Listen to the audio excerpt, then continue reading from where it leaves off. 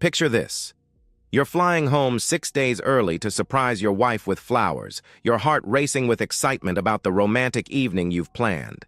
You've just closed the biggest deal of your career, earned a $40,000 bonus, and you can't wait to see the joy on her face when you walk through the door. But instead of finding the woman you've loved for 4 years, you discover her with someone else in your own bed. What happened next wasn't just revenge. It was a masterclass in cold, calculated justice that destroyed 2 lives and rebuilt one stronger than ever. This is the true story of how I caught my cheating wife and how I made sure she paid for every single lie. My name is Jordan Pierce. I'm 34, senior sales executive at MedFlow Pharmaceuticals, earning $180,000 in good years. I built this from nothing, territory rep 7 years ago, driving clinic to clinic, learning to solve problems people didn't know they had. The promotion changed everything. $1-million accounts, crushing responsibility, brutal travel. Denver, Phoenix, Dallas, repeat. 15 to 20 days monthly on the road, building our future. I met Alicia Hartman 4 years ago at Tom and Sarah's wedding. Classic story, best man meets bridesmaid. Auburn hair catching candlelight, energy that dimmed everyone around her.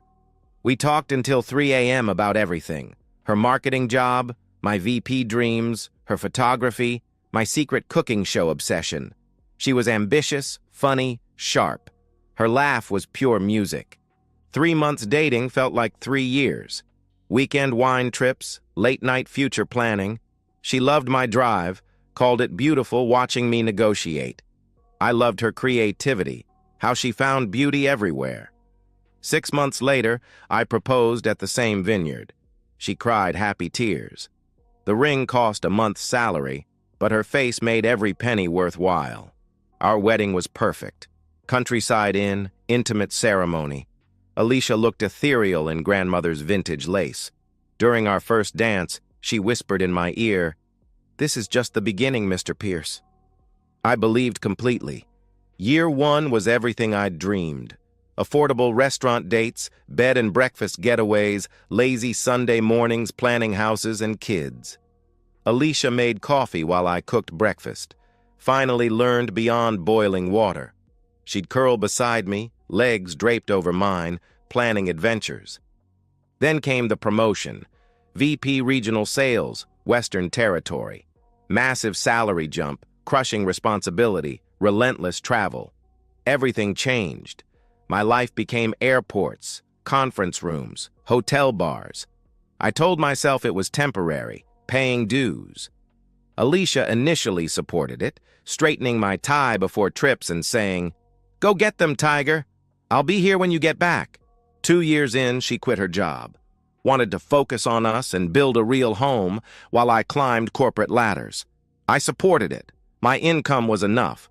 We could afford her taking time, figuring out what she wanted.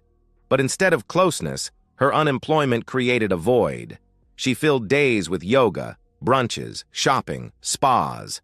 Her Instagram became curated perfection. Coffee cups tagged #blessed, workout clothes with #living my best life, sunset photos with gratitude captions. Our nightly hotel calls told the real story. Initially intimate, full of missing and homecoming plans, gradually becoming perfunctory check-ins. "How was your day?" I'd ask from another identical room. "Fine, boring," she'd respond, TV audible behind her. "What did you do?" I'd continue. "Nothing much, yoga, lunch with Rebecca," she'd answer dismissively. Conversations shortened. Emotional distance crept like fog, subtle until you can't see ahead. I knew something was changing but rationalized it. She was adjusting. Marriage took work, and we'd work through it. I provided well. Wasn't that what mattered? Financial security as foundation for everything else? 3 months ago, calling from Portland. Her phone hit voicemail at 8 p.m. Tried again at 9. Nothing. Finally reached her at midnight. "Sorry, phone was on silent," she said, sounding breathless. "I was at dinner with friends." Until midnight? Tuesday? I didn't question it then. "Which friends?" I asked casually. "Girls from yoga." You don't know them, she replied quickly. I let it slide. Trust was marriage's foundation. Without trust, you had nothing. Now I know without truth, trust is willful blindness. The Austin assignment arrived on a Friday. 10-day trip for $2.3 million contract renewal. Exactly the deal to secure my bonus. I told Alicia that evening, take out Chinese, couch, her scrolling Instagram while I outlined opportunities. 10 days in Austin, I said. Close this deal, we're looking at a $40,000 bonus. Okay, she said without looking up. Just okay. Not great or proud. Like I'd mentioned picking up milk. That response felt different, colder, more distant. Packing Sunday night, I grabbed my phone charger from Alicia's car. Mine died, same model. Found it, receipt tucked in cup holder. Osteria Morello, upscale downtown Italian. Dinner for two, $180. Dated from the previous Thursday 2 weeks ago. Standing in our driveway, mind racing. That Thursday 2 weeks ago, I'd called from Denver around 8. She'd said she was home, had already eaten, was watching Netflix. But this receipt told different stories. Dinner for two at 9:30, wine, dessert. Someone paid $180 for romance while I was 1,200 miles away, believing my wife ate leftovers alone. I pocketed the receipt silently. Small doubt seed planted deep, already growing. Monday morning, I kissed Alicia goodbye at the door. She barely looked up from her coffee. See you in 10 days, I said. She murmured, still scrolling her phone. I drove to the airport with that receipt burning my wallet. But boarding my Austin flight, I couldn't shake the feeling something fundamental had shifted. The life I thought we'd built felt suddenly fragile. I didn't know yet the wind was becoming a hurricane. Austin Bergstrom Airport, Monday morning. Fluorescent lights, overpriced coffee, tired travelers. But I felt energized walking through that terminal. This was my element. High-stakes negotiation, million-dollar deals, corporate chess. Southwest Medical Distribution wasn't just another client. They were the client. $2.3 million annual contract. Expansion potential if played right. The kind of deal worth 10 days away to close. Adrian Ross, their VP of procurement, met me downtown. Silver-haired, built his career saying no to salespeople like me, but I'd done homework. Their pain points, supply chain delays, margin pressure, compliance headaches. I had solutions. Jordan Pierce, I said, extending my hand, ready to solve problems. His handshake was evaluating as he replied, We'll see. First day was reconnaissance.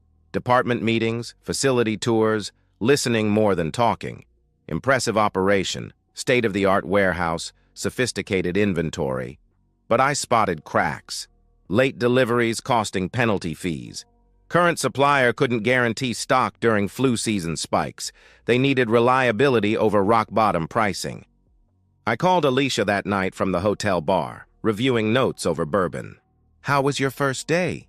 She asked, TV audible behind her. Good. Complex deal, but I understand what they need, I answered. She responded dismissively. 6 minutes total. She seemed distracted, eager to get off. When I said, I love you, there was a pause before she reciprocated. Tuesday was strategy development. Morning with logistics, mapping delivery schedules, identifying bottlenecks. By afternoon, I had a proposal forming. Guaranteed delivery windows, surge capacity for seasonal spikes, dedicated account management. Not cheapest option, but smartest. Tuesday night's call was shorter. How was your day? I asked. Fine. Yoga, lunch with Stephanie, she replied curtly. Stephanie from your old job? I inquired. No, from yoga. You don't know her, she answered with slight irritation. Stephanie from yoga. Like the friends from that midnight dinner. People I'd never met, whose last names Alicia never mentioned. Wednesday morning, I presented preliminary proposals. Adrian and his team asked hard questions about pricing, delivery guarantees, penalty clauses. I answered them all. By lunch, I could see them coming around. The math worked. The value was clear. Wednesday night changed everything. Alicia's phone hit voicemail at 8. Tried again at 9. Same thing. Finally reached her at 10:15. "Sorry," she said, breathless. "Can I call you back? I'm in the middle of something." "In the middle of what?" I asked suspiciously. "Just stuff. Girl things. I'll call you back in an hour," she replied hastily. She didn't call back. I lay in that hotel bed staring at the ceiling, mind racing. 2 unexplained late nights in 3 days. The Osteria Morello receipt burning in my memory. Growing distance in her voice, eagerness to escape our conversations. Either I was becoming paranoid, or my wife was lying. Thursday morning changed everything. I was in Adrian's office finalizing contract details when my phone buzzed. Text from my boss. "Ross just called. They're ready to sign. Get paperwork done and get home. Exceptional work." I stared at the message, adrenaline flooding. I'd closed the deal in 4 days instead of 10. The $2.3 million contract was ours. My $40,000 bonus was secure. I was going home 6 days early. As Adrian and I shook hands over signed contracts, an idea formed. Don't tell Alicia. Surprise her. Show up with flowers, plan romantic dinner, reconnect. We needed this. The flight home felt like Christmas morning. I kept checking my phone, resisting texting urges. The surprise would be perfect. Her face when I walked through the door 6 days early, shock, joy, reminder that our marriage was worth fighting for. I caught a taxi from DFW, stopped at Nathan's Florist on Maple. White roses, her favorite. $60 for 2 dozen. "Special occasion?" asked the florist, a grandmother with kind eyes. "Surprising my wife," I said, grinning. "Home early from business." "Lucky girl," she said warmly, wrapping roses in white paper. "Lucky girl." Yeah, Alicia was lucky. We both were. We had problems, but we could fix them. Love was work, and I was ready to work. The taxi turned onto our street at 3:45 p.m. Tall oaks, afternoon sunlight filtering through leaves, everything exactly as I'd left it. Home, sweet home. Then I saw it. Silver Audi TT parked in our driveway. Not beside, in it, like whoever drove it belonged there. My excitement curdled into something cold. I didn't recognize the car. Expensive, sporty, California plates. Not something Alicia's yoga friends drove. "This the address?" asked the taxi driver. "Yeah," I said, my voice strange in my ears. "This is it." I paid him, grabbed my suitcase and roses with trembling hands. The front door was unlocked, always unlocked during the day. Small-town Ohio habits Alicia wouldn't break. I pushed the door open slowly, quietly. House silent except for air conditioning. Then I noticed man's jacket draped over our couch. Expensive leather, black, men's shoes by the door, Nike running shoes, size 11. Trail of clothing led toward stairs. Woman's blouse discarded carelessly. Men's jeans. A bra I'd bought Alicia for Valentine's Day. Lace and silk. $60 at Victoria's Secret. From upstairs, from our bedroom, sounds that turned my blood to ice. My wife's voice, breathless and satisfied in ways I hadn't heard in months. A man's voice, younger, confident. I set down my suitcase carefully. White roses fell from trembling hands, petals scattering like snow. My mind went crystal clear with rage so pure it was almost peaceful. I pulled out my phone, opened the camera app. Whatever I found upstairs, I needed proof. For what came next, I needed evidence. The stairs had never seemed so long. Each step up those stairs felt deliberate, methodical, like walking toward my own execution. The sounds from our bedroom grew clearer. Alicia's voice, breathless, saying things I'd never heard her say to me. A man's voice, younger, arrogant, responding with casual confidence of someone who belonged there. The bedroom door was cracked open 6 inches, just enough. I held my phone up, hands steadier than they had any right to be, and looked through that gap into the room where I'd slept every night for 4 years. the bed I'd bought before we were married. The sheets Alicia had picked last spring because they were romantic. She was on top of him, naked, auburn hair falling across her face as she moved with urgency I hadn't seen in months. The man beneath her was muscular, tan, maybe 28. Hands on her hips, guiding her movements, his face twisted in pleasure. They were completely lost in each other, oblivious to the world outside their stolen moment. I started recording. 30 seconds of crystal-clear video, faces clearly visible, no ambiguity about what was happening. The adultery was undeniable. The betrayal was complete. The evidence was ironclad. Then I kicked the door open.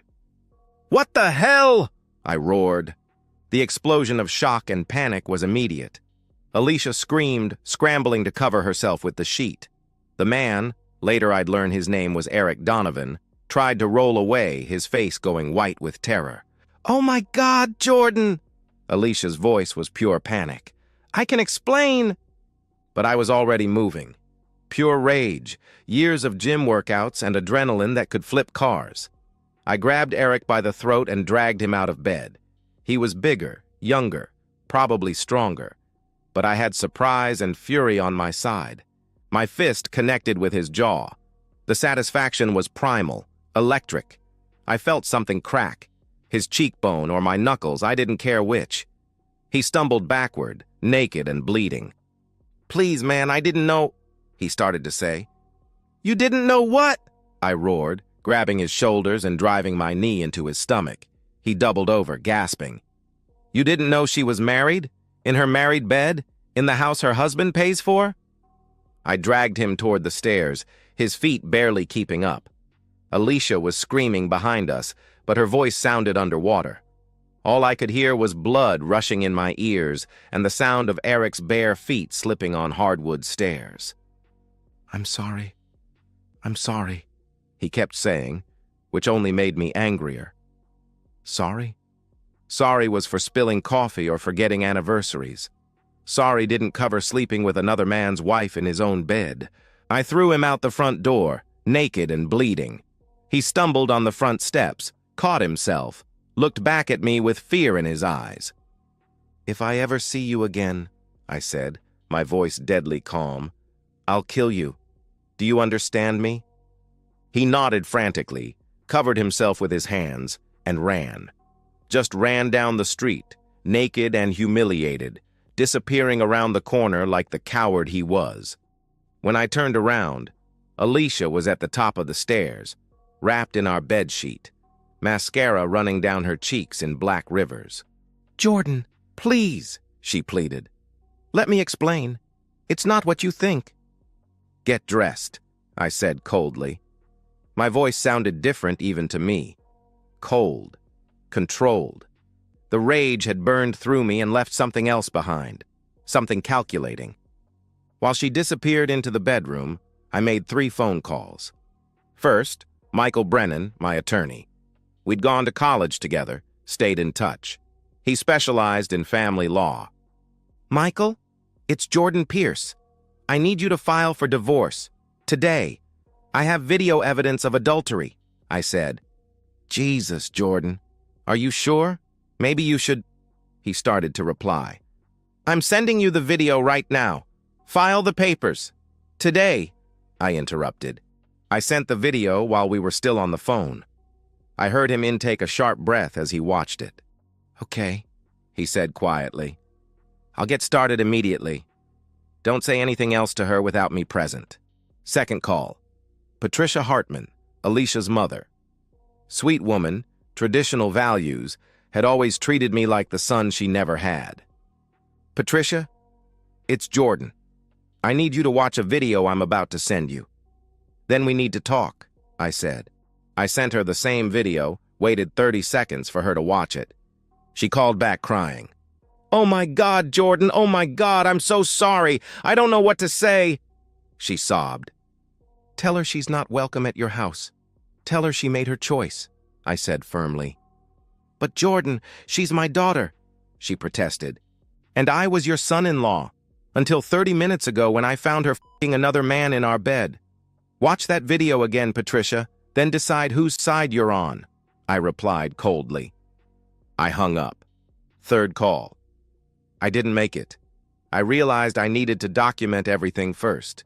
Chain of evidence, timestamps, witnesses. Michael was right. I needed to be smart about this. I took photos of the scattered clothes in the living room, the unmade bed upstairs, the silver Audi still sitting in my driveway like a monument to my humiliation. Everything documented, time-stamped, geotagged. Alicia came downstairs 10 minutes later, dressed in jeans and a sweater, her face puffy from crying. She tried to approach me, but I held up a hand. "Don't," I said firmly. "Just don't." "Jordan, please. It was a mistake. I never meant for this to happen. I love you," she pleaded. "You have 10 minutes to grab whatever you can carry. Then I'm calling the police," I stated. "What? Why?" "Jordan, we need to talk about this," she protested. "You want to talk? Here's the conversation. This house is in my name only. I bought it before we were married. You have no legal claim to it. Your name isn't on the mortgage, deed, or any utilities. As of right now, you're trespassing," I explained coldly. The legal reality hit her like a slap. I'd been smart when we got married, kept the house in my name, kept my assets protected. At the time, I'd thought it was just good financial planning. Now, it was my salvation. "But where will I go?" she asked, sounding like a lost child. "That's not my problem anymore. You should have thought about that before you decided to destroy our marriage," I replied without emotion. She broke down then, sobbing, trying to explain. It had only been going on for 6 months. Eric was just a trainer at her gym. It didn't mean anything. She'd been lonely, confused, making bad choices. She loved me. We could work through this, couples therapy, whatever it took. But I wasn't listening anymore. My mind had moved past emotional devastation to practical matters.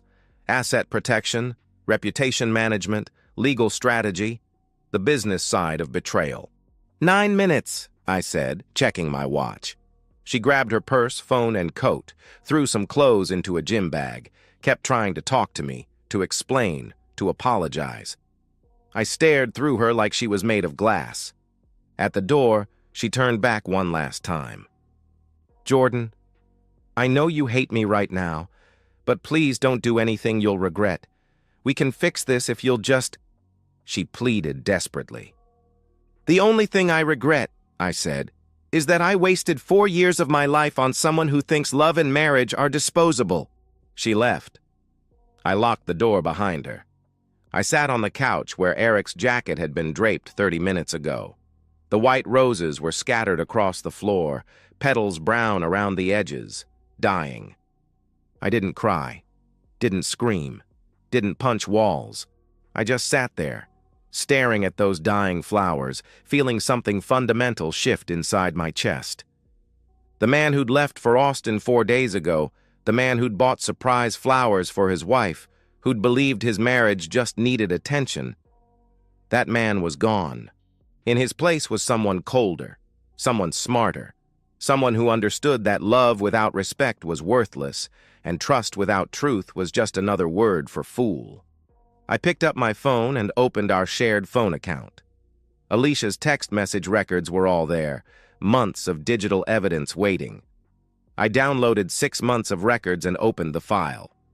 Hundreds of messages to a number I didn't recognize. My jaw clenched as I started reading. "Can't wait to see you again. Jordan's gone until Friday. Come over at 2. That was amazing yesterday. I can't stop thinking about you." Each message was a knife twist. This wasn't a moment of weakness or one-time mistake. This was calculated, deliberate, ongoing. A 6-month campaign of lies and betrayal, while I worked 20 days a month to build our future. The last message was from this morning. "Miss you already. Can't wait for round 2 tonight." Round 2. Like I was some obstacle to be worked around, some inconvenience in their love story. I set the phone down and looked around our house, my house, with new eyes. Every piece of furniture, every photograph, every memory contaminated by knowledge of what had been happening here. Tomorrow, I would start rebuilding. But tonight, I was going to plan how to make sure Alicia understood exactly what she'd thrown away and what it was going to cost her. Friday morning, I woke at 5 a.m. with clarity I hadn't felt in years. No grogginess, no need for coffee to kickstart my brain, just pure, focused energy. I'd operated on less sleep during million-dollar negotiations. This was no different. Except this time, it was personal. By 9 a.m., I was sitting across from Michael Brennan in his downtown office, evidence spread across his mahogany desk like pieces of a chess game.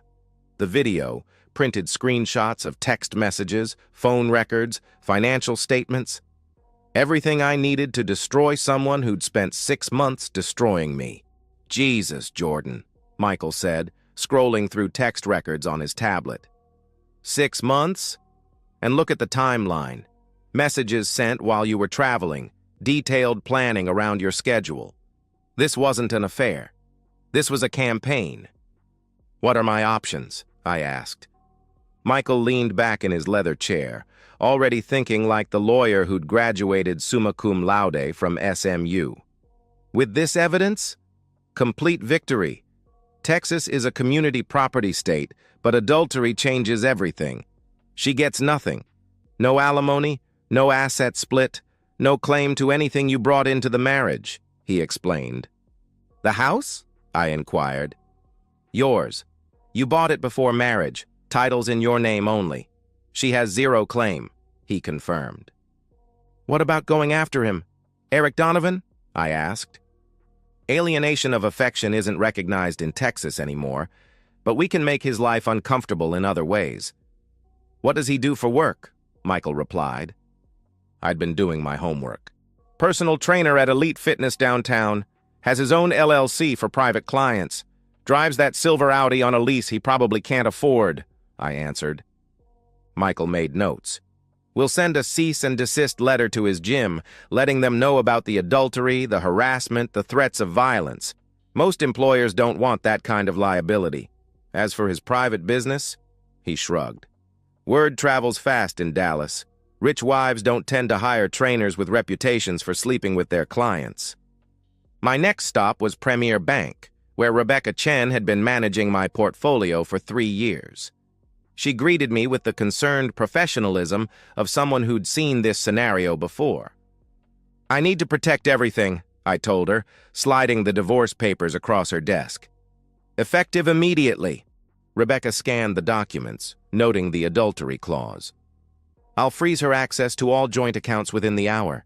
Given the circumstances, we can transfer your half to a new personal account today. What about credit cards? She asked. She's an authorized user on 3 cards. Remove her from all of them, I instructed. Done. Life insurance beneficiary? She continued. Change it to my sister, I replied.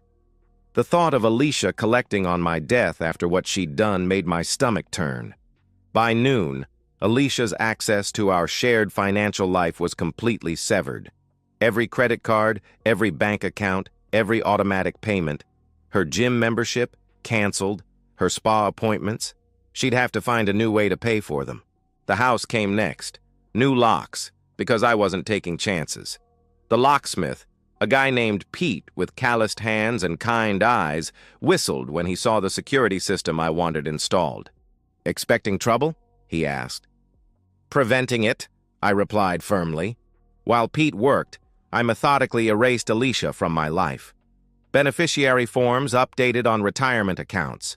Emergency contacts changed at work. Auto insurance policy revised. Utility companies notified to remove her name. Each action was surgical, deliberate, irreversible. Then came the part I'd been both dreading and anticipating. Social destruction. I crafted a single text message and sent it to 15 people, Alicia's closest friends, my friends who'd become our friends, key family members from both sides. The message was brief and devastating. This is Jordan.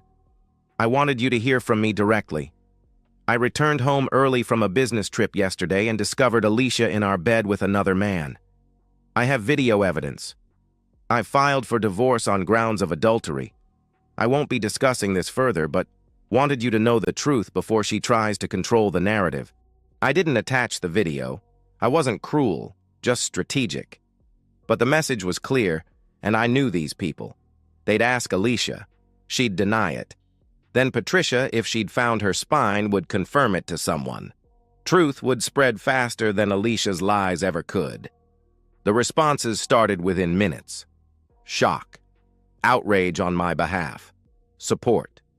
Several of Alicia's closest friends texted asking if it was true, their messages dripping with disbelief. I didn't respond. The silence spoke louder than any explanation. Rebecca Matthews, Alicia's maid of honor, sent a particularly telling response. I can't believe she would do this to you. I'm so sorry, Jordan. You deserve so much better. Even her own friends saw the truth immediately. By Saturday morning, Michael called with an update that made me smile for the first time in 2 days. She showed up at her parents' house last night, he said. Richard Hartman, her father, turned her away. Wouldn't even let her inside. Richard Hartman was a retired Marine, old-school values, zero tolerance for dishonesty. I'd always respected him, and apparently the feeling was mutual. What about Patricia? I asked. She tried to advocate for her daughter, but Richard held firm. Quote, "We raised her better than this. She's not welcome here until she takes responsibility for what she's done," Michael reported. The social isolation was working exactly as planned. Saturday afternoon, I learned from my network that Alicia had spent the day calling every friend she had. One by one, they went silent. Some blocked her number. Others sent brief, cold responses. I can't believe you did that to Jordan. Don't contact me again. You made your choice. Her carefully curated social media life, all those blessed posts and perfect couple photos, became a monument to her hypocrisy. Friends started unfollowing her. Comments on old posts turned accusatory. The digital life she'd built while I traveled for work collapsed in real time. Through Rebecca's connections, I also learned that Eric Donovan had disappeared. His gym membership was terminated. They cited behavioral concerns and member complaints, which in corporate speak meant someone had called and explained exactly what kind of man they were employing. His apartment lease showed he'd broken it early, paying substantial penalties to get out. Word through my network was that he'd fled the state entirely. Colorado, maybe Nevada. Didn't matter where. He was gone, and his reputation in Dallas was radioactive. Sunday evening, I sat in my home office, my sanctuary, reviewing the week's damage. Divorce filed and uncontested, assets secured and protected, social circle destroyed, family support evaporated, the other man banished. I'd protected myself on every front while ensuring Alicia faced consequences for every choice she'd made. But there was one more thing. I opened my laptop and composed an email to Nathan Marketing, the boutique agency where Alicia used to work. A professional inquiry about Alicia Hartman for a potential new hire, requesting references and background information. I knew they'd contact Alicia for verification. I knew she'd realize I was systematically ensuring she couldn't rebuild easily. The knowledge that I was steps ahead, that her options were shrinking by the day, would eat at her worse than any direct confrontation. But I didn't send it. That would be petty, and I wasn't petty. I was thorough. I closed the laptop and looked around the house that was finally, completely mine. Every trace of Alicia removed, every legal vulnerability addressed, every financial exposure eliminated. She'd gambled our marriage on a 6-month affair with a personal trainer, believing I'd be too devastated or too weak to fight back. She'd bet wrong. My phone buzzed. Unknown number, text message. You destroyed my life. I hope you're happy. I recognized the number from Alicia's text records. It was Eric. Apparently, he'd found a moment between running away and nursing his broken face to send me a message. I screenshotted the text, forwarded it to Michael for the harassment file, then blocked the number. But I had to admit, a small part of me felt vindicated. They were both living with consequences now. Finally.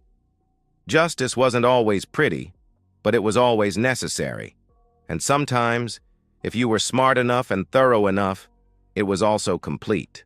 3 weeks after the divorce was finalized, I stood in my house marveling at how much space there was.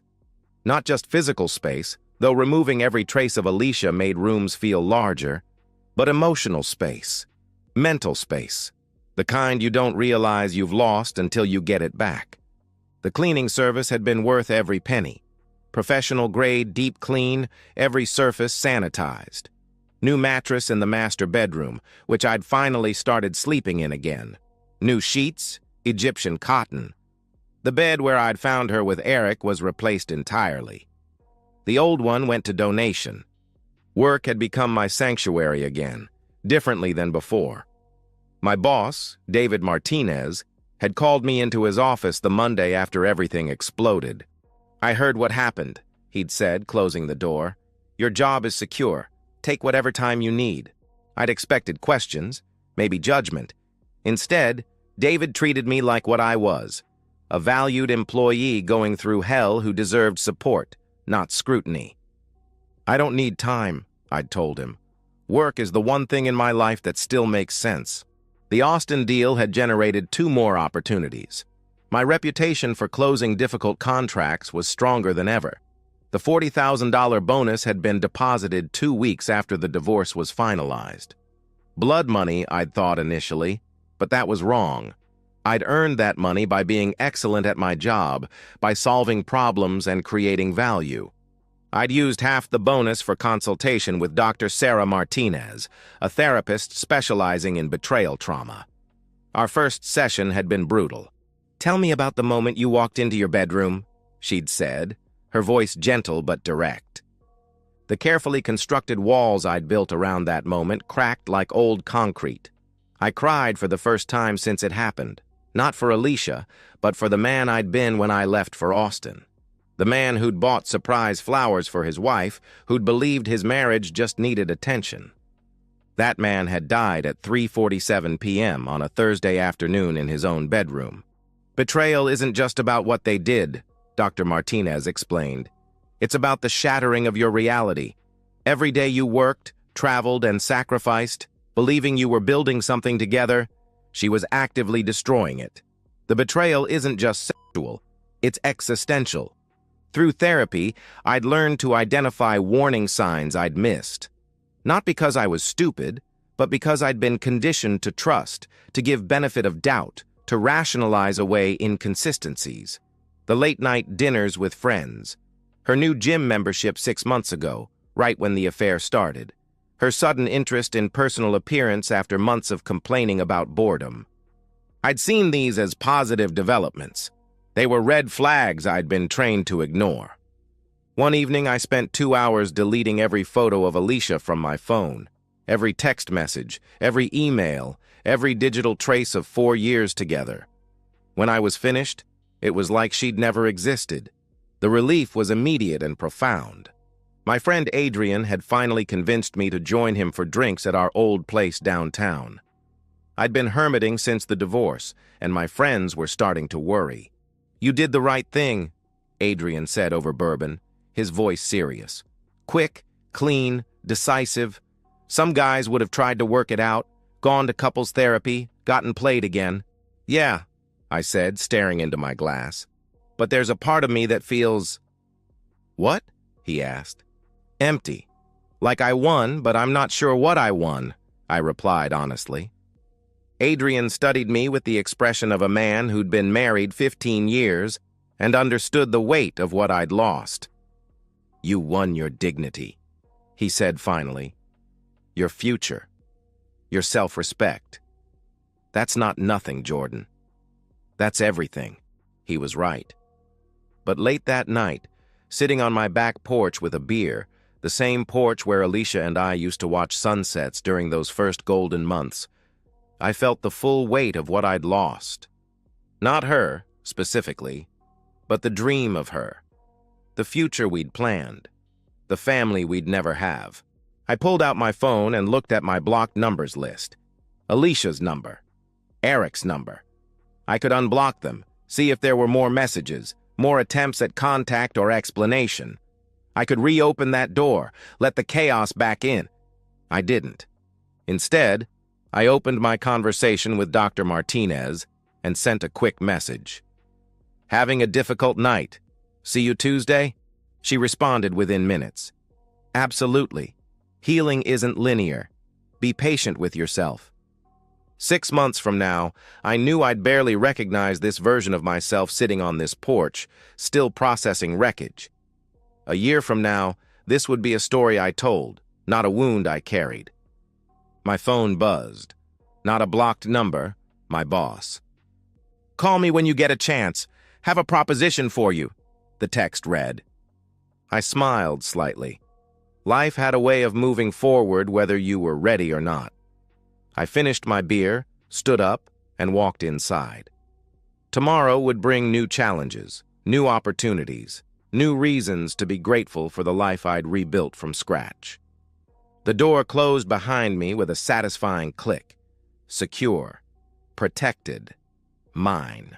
For the first time in months, I was genuinely excited about what came next. 6 months later, I'm sitting on the same back porch at sunset, but everything has changed. I'm 35 now, holding a beer that tastes different because I'm different. The man who sat here 6 months ago feels like someone I used to know.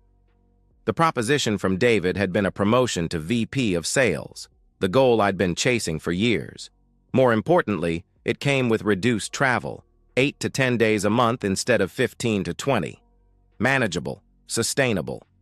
Balance isn't weakness, it's wisdom earned through pain. The house is my sanctuary now. I'd redecorated everything. Modern, clean, masculine, no compromises. The bedroom where I'd found Alicia became my home office. I sleep in what used to be the guest room, now expanded and renovated. New bed, new energy, new chapter. Therapy with Dr. Martinez continued for 4 months. She helped me understand that my hyper-focus on work hadn't just been ambition, it had been avoidance. I'd been avoiding intimacy problems in my marriage by staying on the road, telling myself I was building our future while actually running from our present. Alicia's betrayal was her choice, her moral failing. But I'd contributed to the distance between us. Not an excuse for her. Nothing could excuse what she'd done. But a lesson for me. I'd learned to be present, to communicate directly, to address problems instead of hoping they'd resolve themselves. The dating had started slowly. 3 dates with Elena, a divorce attorney. The irony wasn't lost on me. It hadn't clicked, but those dates proved something important. I could feel attraction again. I could open up to someone new. I wasn't broken, just more careful. Through Adrian, I'd heard updates about Alicia. She was working some low-level administrative job in Ohio, making $12 an hour, living in a studio apartment. Eric Donovan had vanished completely. The personal training business he'd built in Dallas was gone. The silver Audi was probably repossessed. He was a ghost, which was exactly what he deserved. I lifted my beer toward the darkening sky. "To new beginnings," I said to no one in particular. The wind carried the words away, and I smiled. Not bitter, not angry, just genuinely content. The hardest lessons had been learned. Trust your instincts. Don't ignore red flags. Protect yourself legally and financially, and when someone shows you who they are, believe them the first time. I finished my beer and looked at my house. My sanctuary, my rebuild, my proof that you can survive devastation and emerge stronger. The world doesn't owe you anything, but you owe yourself everything. I'm living proof of that truth.